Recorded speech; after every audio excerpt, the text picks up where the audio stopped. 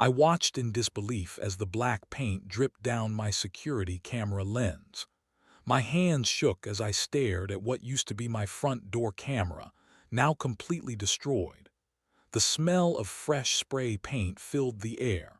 My heart pounded as I realized someone had been on my property while I was at work. I walked around to the side of the house. The second camera was painted over too. Then the third one by the garage.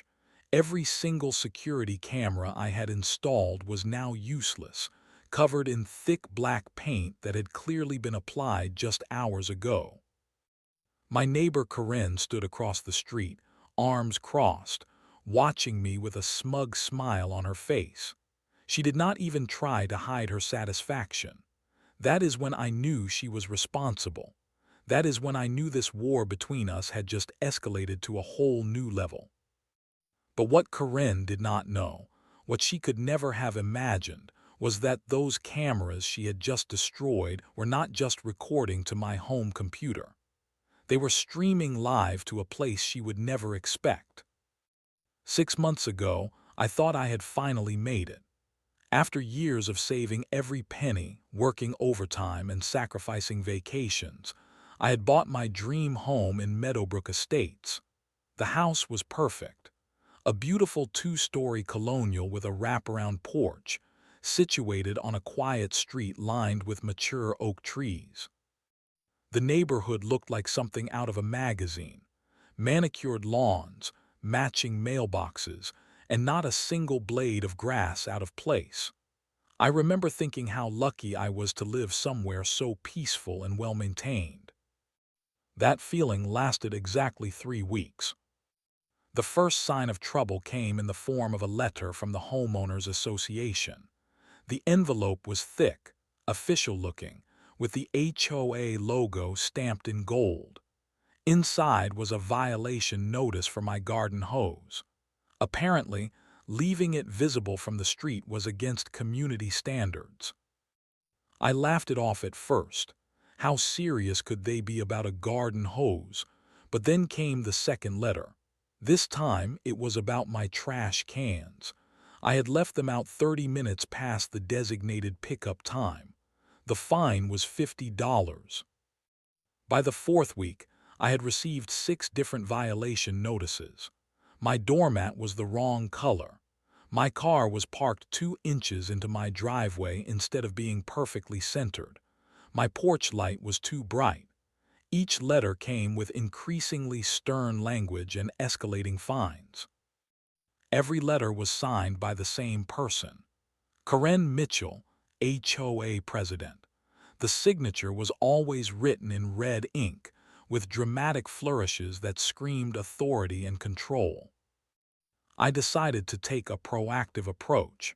Instead of just paying the fines, I would meet with Corinne face to face. Maybe we could work together to resolve these issues like reasonable adults. I was wrong. Corinne lived in the largest house on the block, a massive colonial with perfectly trimmed hedges and a circular driveway. When I knocked on her door, she answered wearing a silk blouse and holding a clipboard. Her blonde hair was pulled back in a tight bun, and her eyes were cold and calculating. "You must be the new owner at 1247 Oak Street," she said before I could even introduce myself. "I have been expecting you." I explained that I wanted to discuss the violation notices and find ways to better comply with the community standards. I was polite, respectful, and genuinely interested in being a good neighbor. Corinne listened with her arms crossed, tapping her pen against her clipboard. When I finished speaking, she looked me up and down like I was something she had scraped off her shoe. "The rules are the rules," she said. "There are no exceptions. There are no discussions. You either comply or you pay the consequences." I tried to explain that some of the violations seemed excessive. The garden hose issue, for example, seemed like something we could easily resolve with better communication. "Excessive." Corinne's voice rose an octave. Do you have any idea how hard we work to maintain property values in this neighborhood? Do you think these standards exist for our entertainment?" She stepped closer, her face inches from mine. "Let me make something crystal clear. I have been the president of this HOA for 8 years. I have seen troublemakers like you come and go. You will follow the rules or you will regret moving here." That night, I made a decision that would change everything. If Karen wanted to play hardball, I needed to protect myself and my family. I researched security camera systems and chose a comprehensive setup that would monitor every angle of my property. The cameras were discreet, professional-looking, and completely legal. They only recorded my own property and the public areas immediately adjacent to it. I made sure to follow all local laws and regulations regarding residential surveillance. Installing the cameras took me an entire weekend. I ran cables, mounted the units, and configured the system to provide 24-hour monitoring. The peace of mind was immediate. For the first time since moving to Meadowbrook Estates, I felt like I had some control over my situation. But Corinne had other plans. The first violation notice about my security cameras arrived on a Monday morning. I found it tucked under my windshield wiper, written in Corinne's distinctive red ink. The language was harsh and threatening. "Unauthorized surveillance equipment violates community aesthetic standards. Remove immediately or face escalating fines beginning at $100 per day." I read the letter 3 times, trying to understand the logic. My cameras were small, professionally installed, and barely visible from the street. They certainly did not violate any reasonable interpretation of aesthetic standards.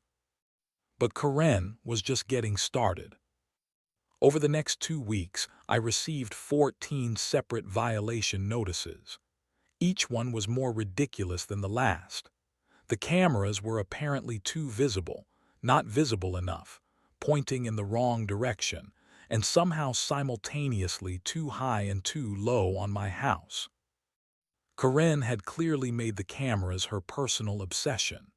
She drove by my house multiple times every day, always slowing down to take pictures with her phone. I watched her from my kitchen window as she stood on the sidewalk, clipboard in hand, documenting every angle of my security system. The fines were mounting quickly. Karen had structured them to escalate dramatically with each violation. What started as a $100 fine became $200, then $500, then $1,000. According to her calculations, I owed the HOA over $3,000 in less than a month. But the money was not the worst part. The worst part was the constant surveillance and intimidation. Karen recruited other HOA board members to join her campaign. I started seeing unfamiliar cars parked outside my house at all hours. People with clipboards and cameras would show up unannounced, claiming they were conducting official inspections of my property. One afternoon, I came home from work to find Karen and 2 other board members standing in my driveway. They were measuring the distance between my cameras and the property line, taking notes and photographing everything. "Excuse me," I said, walking toward them. "Can I help you with something?" Karen looked up from her clipboard with a satisfied smile. "Just conducting a routine compliance inspection. We have the authority to access any property for HOA business." I felt my blood pressure rising. This is private property. You cannot just walk onto my driveway without permission. "Actually, we can," Karen replied, pointing to a section of the HOA agreement. "Property owners grant the association reasonable access for inspections and maintenance. This is perfectly legal." I wanted to argue, but I knew she was probably right. The HOA agreement I had signed when buying the house was 60 pages of legal jargon that I had barely read. Corinne clearly knew every word of it. The psychological pressure was becoming unbearable. I dreaded checking my mailbox because there was always another violation notice waiting. I started parking in different spots, leaving through different doors, and varying my daily routine to avoid confrontations with Corinne and her allies. My wife Sarah was getting frustrated with the constant stress. "Maybe we should just take the cameras down," she suggested one evening after we received yet another threatening letter. "Is it really worth all this drama?" I understood her perspective, but something deeper was at stake. If I backed down on the cameras, Corinne would know she could intimidate me into submission on anything. The cameras were not just about security anymore. They were about my right to feel safe and secure in my own home. That night, I made a decision that surprised even me. Instead of removing the cameras, I was going to install more of them. But first, I needed to understand exactly what I was dealing with. I spent hours researching Corinne's background, her history with the HOA, and the legal limits of her authority. What I discovered made my blood run cold. Corinne had been systematically harassing homeowners for years. Online forums were filled with stories from former residents who had sold their homes just to escape her reign of terror. She had driven out families, forced people into bankruptcy with escalating fines, and created a climate of fear that extended far beyond my situation. I realized I was not just fighting for my cameras. I was fighting for every person who had been bullied, intimidated, and driven out of their homes by Corinne's abuse of power. The war was about to escalate. I should have seen it coming. The harassment had been building for weeks, and Corinne was getting more desperate and reckless with each passing day. But nothing could have prepared me for what I found when I got home from work on that Thursday evening. The black paint was everywhere, not just on the camera lenses, but dripping down the sides of my house, pooling on my driveway, and splattered across my front steps. It looked like a crime scene. I stood in my driveway, staring at the destruction, feeling a mixture of rage and disbelief that I had never experienced before. This was not just vandalism. This was a personal attack on my family, my home, and my sense of security. My hands were shaking as I pulled out my phone to call the police. But before I could dial, I heard a slow clap coming from across the street. Corinne was standing on her front porch, still wearing rubber gloves, with a smug expression that made my blood boil. She was not even trying to hide her involvement. She wanted me to know she was responsible. "Looks like you had some trouble with your cameras," she called out, her voice dripping with fake concern. "Maybe next time you will think twice before violating community standards." I walked across the street, my fists clenched at my sides.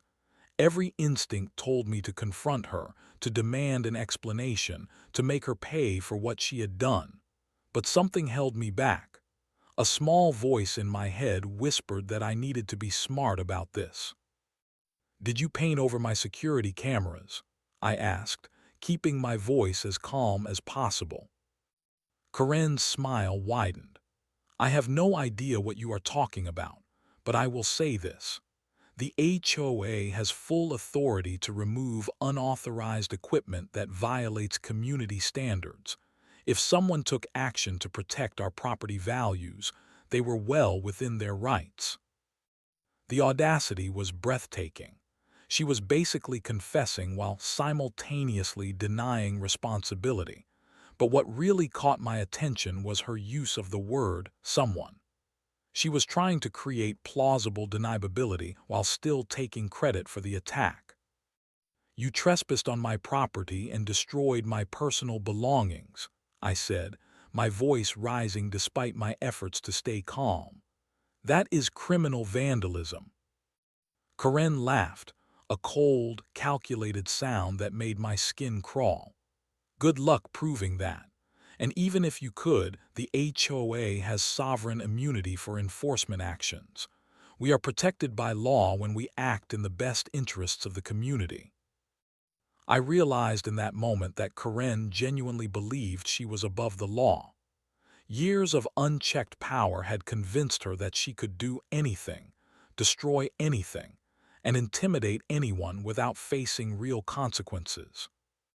But what Karen did not know, what she could not possibly have imagined, was that I had been preparing for exactly this moment.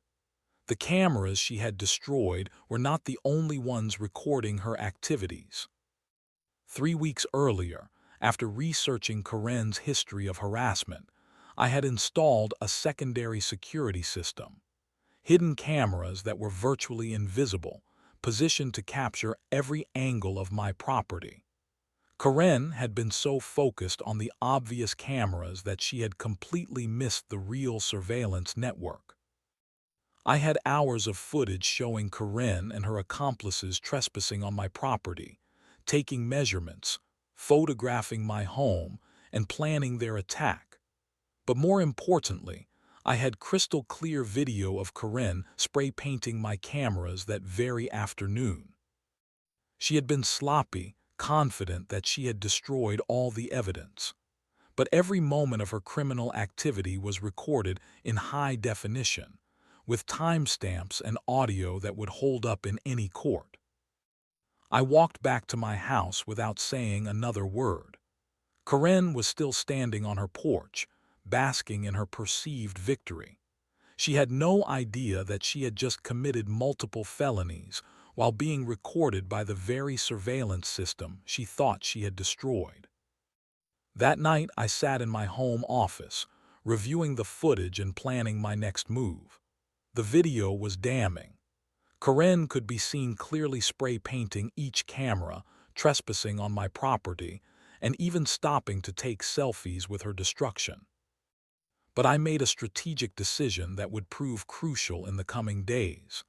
Instead of immediately turning the evidence over to police, I was going to wait. I wanted to see how far Karen would go, how many more crimes she would commit, and how deep her corruption really ran. I also had one more card to play, a secret that would change everything. The next morning, I began the most important investigation of my life. I had the footage of Karen destroying my cameras, but I needed to understand the full scope of her criminal behavior. This was not just about revenge anymore. This was about justice. I spent the weekend reviewing every frame of video from my hidden cameras. What I discovered was far worse than I had imagined. Karen had been trespassing on my property for weeks, sometimes multiple times per day. She had been going through my trash, photographing my mail, and even trying to peer through my windows. The evidence was overwhelming. Date stamps, clear facial recognition, and audio recordings of her discussing her plans with other HOA board members.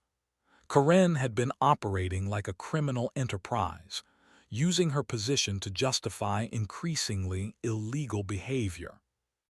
But the investigation revealed something even more disturbing. Karen was not just targeting me. She had been systematically harassing multiple homeowners throughout the neighborhood. My cameras had captured her vandalizing other properties, leaving threatening notes, and coordinating with her board members to intimidate families into submission. I reached out to several neighbors who had been victims of Karen's harassment. What I learned made me sick to my stomach. Karen had driven out 3 families in the past 2 years alone. She had forced one couple into bankruptcy with escalating fines, caused another family to lose their home to foreclosure, and had systematically targeted anyone who dared to question her authority. The stories were remarkably similar. It always started with minor violations, escalated to harassment and intimidation, and culminated in property damage or financial ruin. Karen had perfected a system of psychological warfare that had gone unchecked for years. I documented everything, every video, every witness statement, every piece of evidence that showed Karen's pattern of criminal behavior. I created a comprehensive case file that would make any prosecutor salivate. But I also did something else. I consulted with a lawyer who specialized in HOA disputes and criminal law. Attorney Michael Rodriguez listened to my story, reviewed my evidence, and confirmed what I had suspected all along. "This is not just a civil matter," he told me during our consultation. "Karen has committed multiple felonies, criminal trespassing, vandalism, harassment, and potentially racketeering if we can prove she was coordinating with other board members." He explained that Karen's claims about HOA immunity were completely false. No HOA has the authority to trespass on private property or destroy personal belongings. She has been lying to intimidate people into submission. The legal implications were staggering. Karen was facing potential jail time, massive civil liability, and the complete destruction of her reputation. But the attorney warned me about one thing. "You need to be very careful about how you proceed. If you tip your hand too early, she might destroy evidence or flee. You need to be strategic about when and how you reveal what you know." That advice proved to be crucial. Over the next week, I watched Karen continue her harassment campaign, completely unaware that every move was being recorded and documented. She sent more threatening letters, conducted more illegal inspections, and even recruited additional board members to join her campaign against me. With each passing day, Karen was digging herself deeper into a legal hole that she would never be able to climb out of. But she was too drunk on power to realize the trap she was walking into.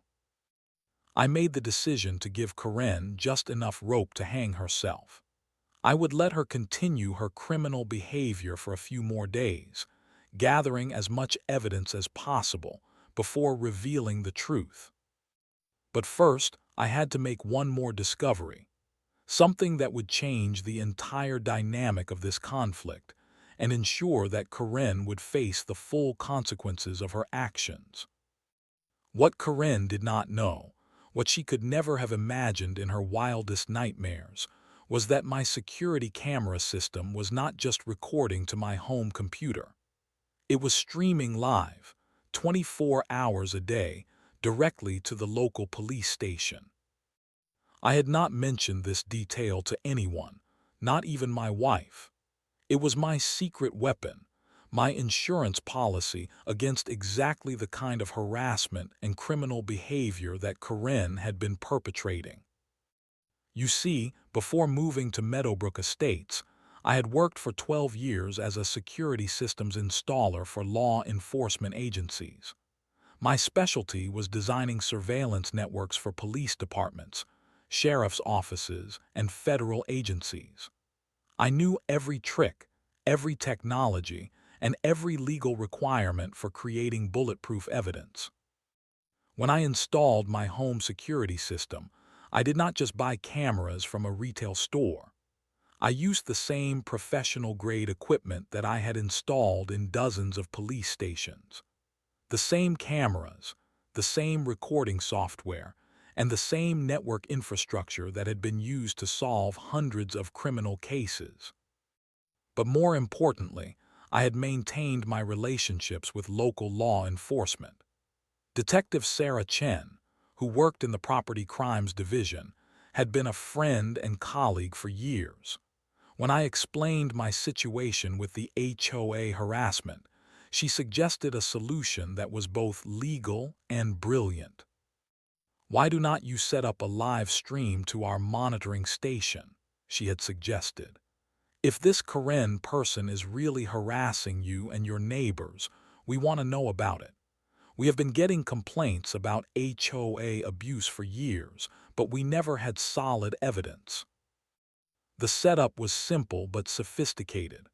My cameras fed directly into the police department's surveillance monitoring system.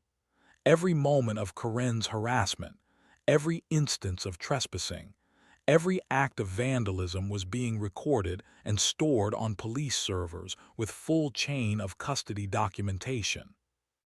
Detective Chen had been watching Corinne's criminal behavior for weeks. The police had front-row seats to Corinne's reign of terror, and they were building a case that would put her away for years. "This is some of the best evidence I have ever seen," Detective Chen told me during a discreet meeting at a coffee shop across town. "Clear video, perfect audio, timestamps that will hold up in court. This woman has committed enough crimes to fill a filing cabinet."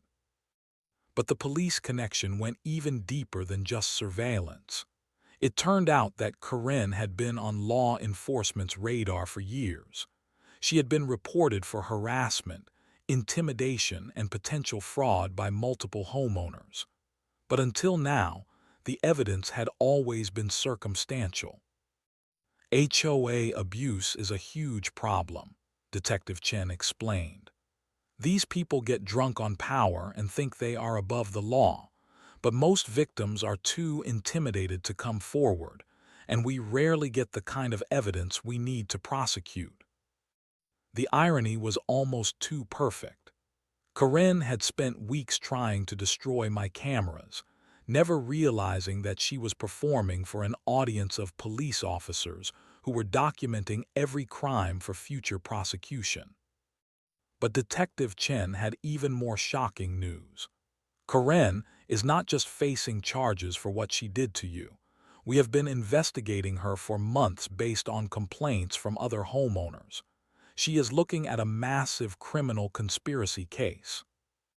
The police had been building a case against Corinne and several other HOA board members for racketeering, fraud, and civil rights violations. My evidence was the missing piece that would tie everything together. "We have been waiting for her to make a mistake big enough to justify search warrants," Detective Chen continued. "Spray painting your cameras while being recorded by police surveillance equipment might be that mistake." The plan was elegant in its simplicity. Instead of arresting Corinne immediately, the police would wait for her to commit one more crime while under surveillance. They wanted to catch her in the act, with multiple officers present, to ensure there would be no possibility of claiming the charges were fabricated. "She is going to walk right into a trap," Detective Chen said with a smile. "And she is going to do it while being recorded by the very cameras she thinks she destroyed." I left that meeting feeling a mix of excitement and nervous anticipation. Corinne had no idea what was coming. She thought she had won the war by destroying my cameras, but in reality, she had just signed her own arrest warrant. The next phase of the plan would require perfect timing and flawless execution. But with the full resources of the police department behind me, I was confident that Corinne was about to face the consequences of her actions in a way she never saw coming. Justice was finally within reach. It happened on a Tuesday morning at exactly 9:47 a.m. I know the precise time because it was all captured on video, with timestamps that would later be used as evidence in court. Corinne arrived at my house in her white Mercedes, accompanied by two other HOA board members. They were carrying clipboards, measuring tape, and what appeared to be official inspection forms. But they also had something else, a bucket of black paint and several brushes. I watched from my kitchen window as they walked up my driveway, heading straight for the replacement cameras I had installed over the weekend.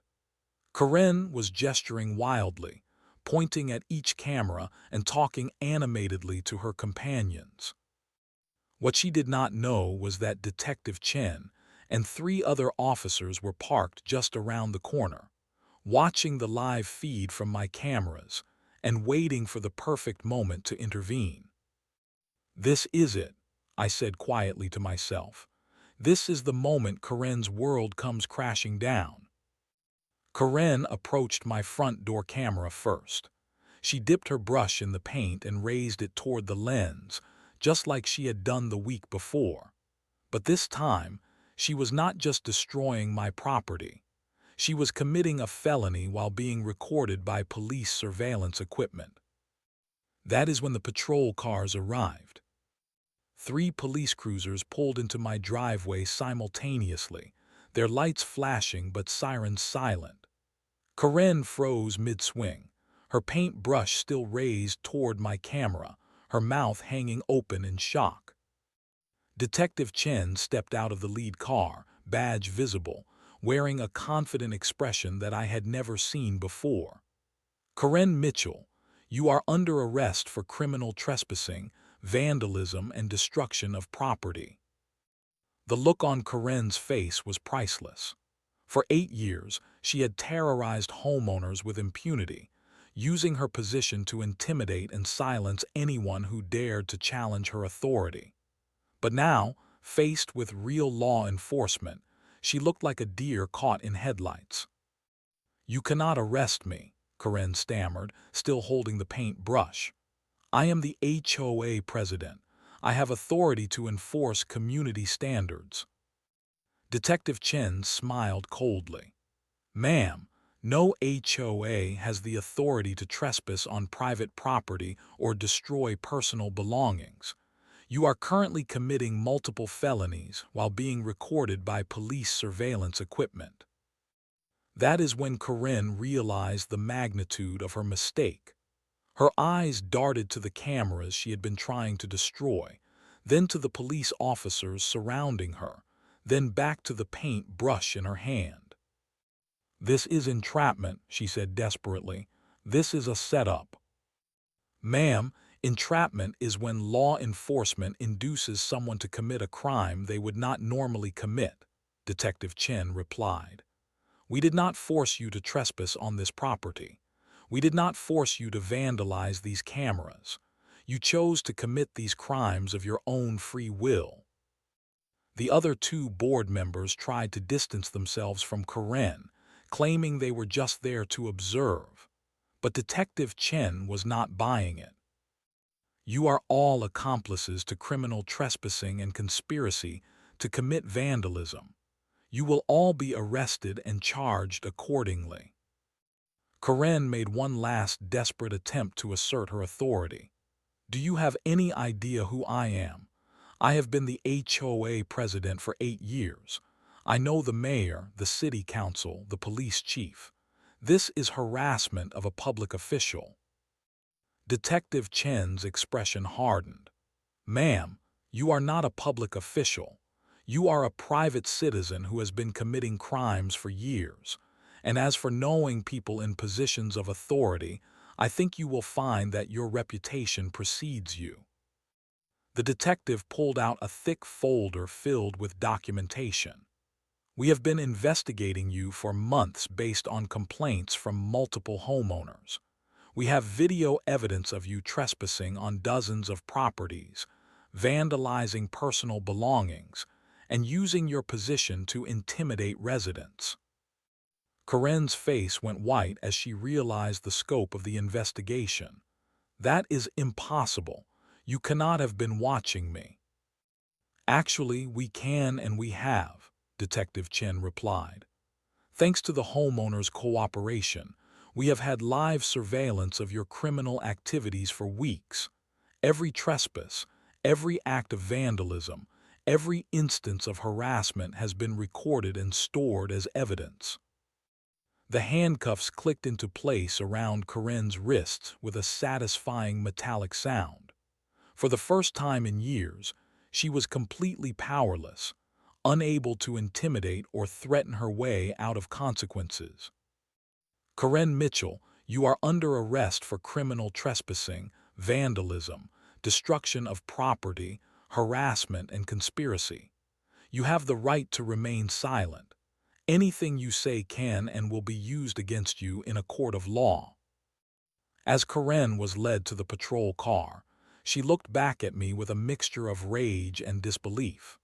She finally understood that she had been outmaneuvered, outsmarted, and completely defeated by the very person she had tried to intimidate into submission.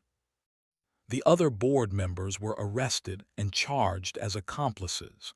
Their cooperation with Karen's criminal activities had been thoroughly documented, and they would face serious legal consequences for their role in the harassment campaign. As the patrol cars pulled away with Karen in the back seat, I felt a sense of satisfaction and relief that I had never experienced before. Justice had finally been served. The legal aftermath was swift and decisive. Karen was charged with 14 felonies, including criminal trespassing, vandalism, harassment, and conspiracy. The video evidence was so overwhelming that her attorney advised her to accept a plea agreement rather than risk a trial. She was sentenced to 2 years in prison, 5 years of probation, and ordered to pay full restitution to every homeowner she had harassed. The financial damages alone totaled over $50,000, not including the legal fees and punitive damages from the civil lawsuits that followed. But the criminal charges were just the beginning. The HOA board was completely dissolved, and the property management company that had enabled Karen's behavior was fired. New leadership was elected, with strict oversight and accountability measures that would prevent future abuse.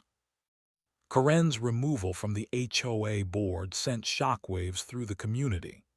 Homeowners who had been living in fear for years finally felt safe to speak out about their experiences.